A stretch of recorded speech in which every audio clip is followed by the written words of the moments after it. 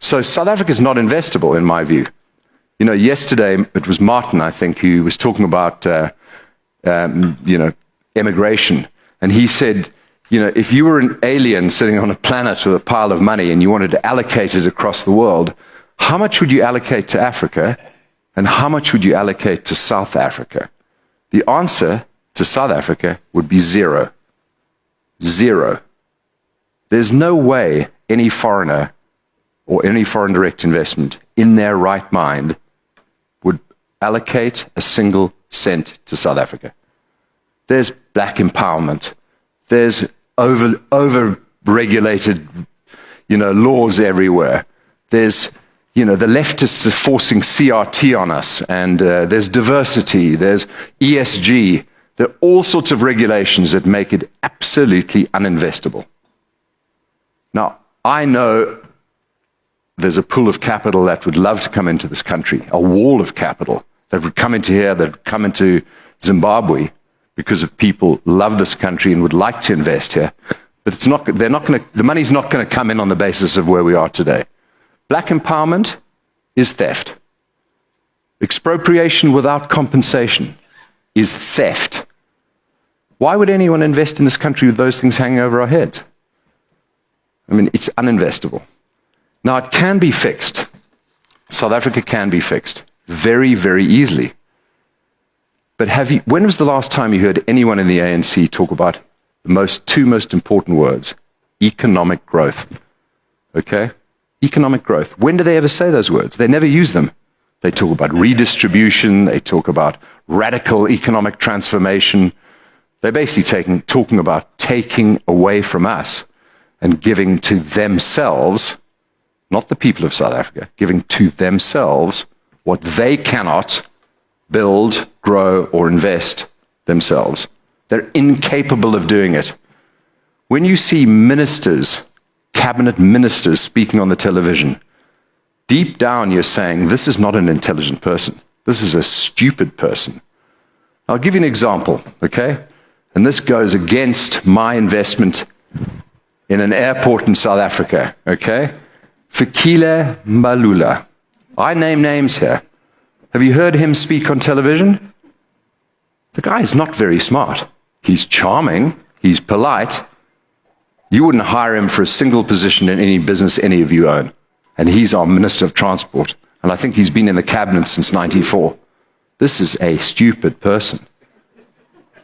And beneath him, and again, this goes against my investment in an airport, you have the Mpofu family, husband and wife, who I happened to meet at a friend of mine's 60th birthday in Durban. He is the lawyer for the EFF. Dali Mpofu, the lawyer for the EFF. She is head of Airports Companies of South Africa. She is the ANC member. He is the EFF member. They hold positions of power. She believes in nationalization of land, mines, and banks. I mean, have you looked up the definition of the word moron okay? Moron is an adult with the average age of 8 to 12 years old, okay? These are the people running this country. Why the hell would anyone invest in this country with people like that running this country? It's an embarrassment. It's an embarrassment. And how many million of people vote for the ANC? That's an embarrassment. Now, our dear friend Musi Maimane yesterday said there are 16 million people that don't vote. That don't vote. If you don't vote, it's a vote for the ANC. Okay? We need those people to get up and vote for anyone but the AFF and ANC, or this country's doomed. If I was put in charge of this country, I could get 10% growth and everybody would have an opportunity to get a job. This thing would take off like a rocket. It's very easy to remove all the restrictions, labor regulations, EWC, BEE, lift it, remove it, money will pour into this country. And the only thing keeping this country alive and above water are the people in this room, the people that get up every morning and make an effort and invest. But in some ways, you're insane. You're still here. And I am too for coming back, you know. Your children, if they finished high school in this country, should be leaving to go overseas, to get a passport, to get experience, to get jobs, to learn how the world works. And if ever South Africa does recover, if ever South Africa does turn around, they can come back. That's my thinking. All 4 of my children have been born overseas. They all have British passports. My older 2 have been educated overseas, and the oldest one is in LA, and he'll never come back to South Africa. The next one's doing business science at UCT. He'll leave the minute he's done. And the younger 2, I doubt, will ever do university in this country because the leftists have taken over the universities here. They're forcing all sorts of left-wing CRT bullshit on my kids. And that's going to be the end of the universities. And if your kids aren't studying real degrees, accounting, law, engineering, medicine, science, IT, engineering, they're wasting their time. Anyone who's studying political science is an idiot. Why do we even offer political science in this country? It's pointless. I'm sorry if any of you studied BA political science anywhere, but don't tell me, it's an embarrassment, okay? So, the truth of the situation is, South Africa's not investable. Any investment longer than probably a 3-year horizon is crazy, including my airport, and including what Warren and I are just about to announce, that we're helping launch Cape Town Stock Exchange, Airport, Stock Exchange, Independence. If you look at the cover of the Financial Mail today, very quickly, I know I've got 5 minutes left. So there's an interesting thing that Alec brought up yesterday. He was mentioning some of the successful South Africans abroad. But there's a statistic that I'm looking for very quickly here is, could you name the dollar billionaires that live in South Africa more than 6 months a year? Well, Christa Wiese, Michelle Leroux, Stephen Saad. I think Johan Rupert's checked out. I think he's gone. He's as good as financially emigrated. Hasn't said a word for a year. Patrice Motsepe, well, we never hear from him anyway, and he is Cyril's cousin, or Cyril's brother-in-law. He's one of the people that should be saying things, but we don't hear a word. But if you want an idea of some of the dollar billionaires born in South Africa that live abroad, and I know, Alec, you were trying to throw a few names here, but I've got a nice list here. Here are some examples. The 2 richest people in Los Angeles, number 1 and number 2, are born in South Africa. Elon Musk, Patrick Soon-Shiong.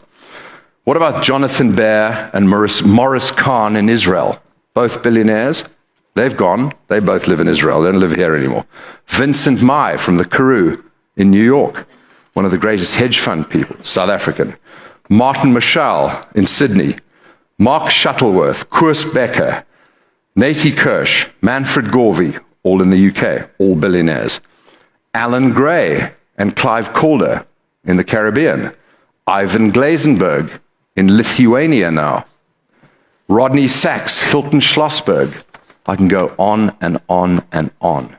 There are probably 30 South African-born dollar billionaires not living in South Africa and not coming back. They may own a wine farm, they may own a holiday house, they're not coming back. And then there are hundreds of almost billionaires, people worth $100 to $500 to $600 million that you may never have heard of. Have you heard of Pierre Nordair from Worcester? He listed his business Encino on NASDAQ last year for $8 billion US. He doesn't own the whole thing. He's probably worth $600-700 million. Tony Tabatsnik, Michael Lewis, Viv Immerman, Kobus Stoffberg, Roelof Botha was mentioned yesterday, Mick Davis, Robbie Brosen, Robbie Enthoven, Marco Mazzotti, Mark Bristow, Richard Nodder, one of the top 4 guys at Goldman Sachs, Peter Bauer. Anyone heard of Peter Bauer in Boston? Founder of Mimecast, probably worth $300-400 million. I can go on and on and on. These are people that are born in this country, raised in this country, but they're not coming back. Over 4,200 South African dollar millionaires have left the country since 2010, with total private wealth held in the country declining by 25% over the past decade when measured in US dollar terms. Furthermore, a huge number of small and medium-sized businesses have closed down, and the return on the Johannesburg Stock Exchange all-share index is down by 12% over the past decade when measured in US dollars. We are going backwards. This is a spectacular place to live and not a good place to invest or build a business because of the ANC, simply because of the ANC. And I know I've got 2 minutes left, so I'll be quick. I've traveled to 35 of the 55 African countries. I've met 85 of the 100 richest people in Africa. I know that because I had a list and I said, I'm going to go make sure I meet them all. And I've met every single family office that has invested in Africa, and also many who are looking to invest in Africa. And when I look at Africa and when I make my speeches around the world, I say that there are probably 16 or 17 investable countries in Africa, and there are maybe 7 or 8 that I would personally invest in. South Africa is not one of them. South Africa is not even on my list of 18. But yet, I came back, I've made investments, and I've committed myself to this country. So crazy I may be, as crazy as you are to be here today. So finally, a comment before I just throw a few ideas out there. If Nelson Mandela, if Madiba was alive today, he would vote DA. He would not be voting ANC. The ANC in 27 years has achieved almost nothing for the people of South Africa and only achieved for themselves by breaking and stealing. They have broken every state-owned enterprise in this country, and they have stolen this country blind. If any of you believe there is a bad ANC and a good ANC, you are being stupid. There is no good ANC. Cyril is not our savior. There are no good people in that organization, and anyone still voting for the ANC is a moron and does not have this country's interests at heart. I know you all agree with what I'm saying, and I know what I'm saying is highly inflammatory, but it's true, and we all know it. So my thoughts before we run out of time, and if I can have 1 more minute. Get your kids overseas with foreign passports. Get them educated overseas. They can always come back. When it comes to the basics, and South Africa has really lost the plot when it comes to the basics, at the schooling, at the education level, we should only really focus on the 3 R's: reading, writing, and arithmetic. Anything beyond that at high school clearly is beyond the capabilities of the ANC to deliver to the people. At university, if you're not studying a STEM subject, a hard subject, university is a waste of time. We have too many universities in this country pumping out too many graduates in the arts and rubbish like political science. They should be apprentices. They should learn skills like plumbing and engineering and fixing things and building things. That's our only chance. And one thing that really resonated with me with Musi yesterday when he said there was a rolling thunder of democracy and decent leadership in Africa, starting with Malawi, moving to Zambia, and maybe one day Zimbabwe, and maybe in our dreams, South Africa. Our only hope is the ANC will collapse under its own morally corrupt weight and disappear, and that out of the ashes will come the phoenixes of Musi, Vusi, Herman, and others, and the DA, and FF+, and good organizations like AfriForum, that will come out of the ashes and rebuild this country.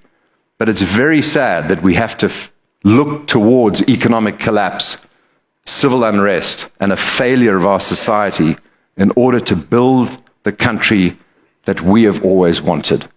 And I'm sure most of the people in this room who are my age did not vote for the Nats, and we do not vote for the ANC. When are we going to get the government that we want? And when are we going to have a country that's investable? It certainly isn't today. And let me give the glimmer of hope that's come to me, the little piece of hope. If you are to invest in this country, invest in technology, because technology is the savior of the younger generation and will allow the majority of our people, all of whom will have in the very near future, a smartphone in their hands because prices are coming down. This device was going to allow everybody to leapfrog bad governance and ridiculous ANC policies through edutech, health tech, fintech, and regtech, regulation technology. This will be our savior. So if there's a glimmer of hope, it's technology. Thank you.